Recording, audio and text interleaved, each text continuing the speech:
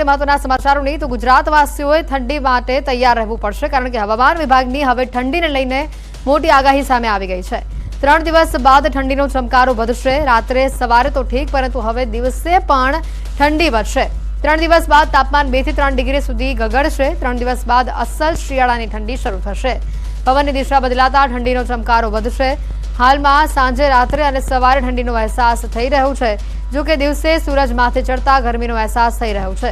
November અડધો પૂર્ણ થયો છતાં પણ હજી શિયાળાની ઠંડી શરૂ થઈ નથી, પરંતુ હવે 3 દિવસ બાદ શિયાળાની અસલ ઠંડી શરૂ થશે।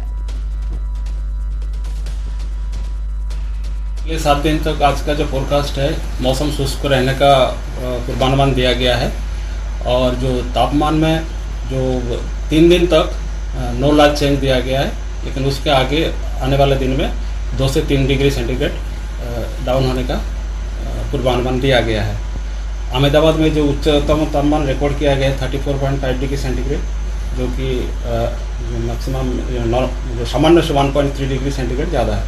जो लघुतम तापमान, रात के जो तापमान है वो रिकॉर्ड किया गया है 19.5 डिग्री सेंटीग्रेड, जो कि 1.8 डिग्री सामान्य से ज़्यादा है। खूंखार सिंहण एक भैंस थी डरीने भागी गई। शिकार करवा आवेली सिंहण सामे बे भैंसे बात भीड़ी અને પછી સિંહણને ભાગવું પડ્યું।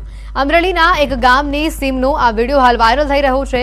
વિડીયો નાનો છે, પરંતુ તેમાં સાફ જોઈ શકાય છે કે શિકાર માટે પહોંચેલી સિંહણનો બે ભેંસે બહાદુરીપૂર્વક સામનો કર્યો અને સ્થિતિ એ બની કે સિંહણને છલાંગો લગાવીને ભાગવું પડ્યું। જો બે ભેંસ સામનો ન કર્યો હોત તો કદાચ બેમાંથી એક સિંહણનો કોળિયો બની ગઈ હોત। બે ભેંસ સાથે મળીને સિંહણને સામનો કર્યો અને સિંહણ તારની વાડ કૂદીને બાવળની ઝાડીઓમાં છલાંગ લગાવીને જીવ બચાવીને ભાગતી જોવા મળી રહી છે। ગીર સોમનાથના રહેણાંક વિસ્તારમાં સિંહો ઘૂસી આવ્યા છે। સૂત્રાપાડાના ગાંગેથા ગામમાં રાત્રિ સમયે 3 સિંહ ગામમાં ઘૂસી આવ્યા। શિકારની શોધમાં સિંહે ગામમાં ધામા નાખી દીધા હતા।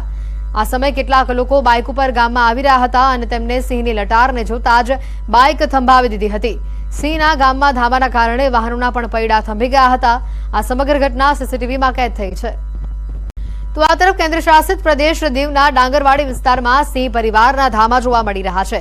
સિંહણ અને 4 થી વધુ બાળ સિંહ દીવના ડાંગરવાડી ખાતે આવી ચડ્યાનો આ વિડીયો વાયરલ થયો છે। 2 દિવસ પહેલા ડાંગરવાડી વિસ્તારમાં એક પશુનું મારણ પણ કર્યું હતું, ત્યારે ફરી રાત્રિના સમયે સિંહનું ટોળું જોવા મળ્યું છે। હાલ આ વિડીયો સોશિયલ મીડિયા પર વાયરલ થઈ રહ્યો છે।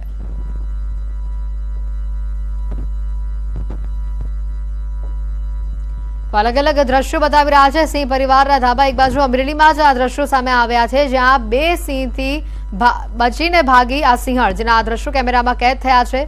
तो आ तरफ गीर सोमनाथथी आ दृश्यों सामे आव्या छे के ज्यां सिंह परिवारना धामा केमेरामां कैद थया छे।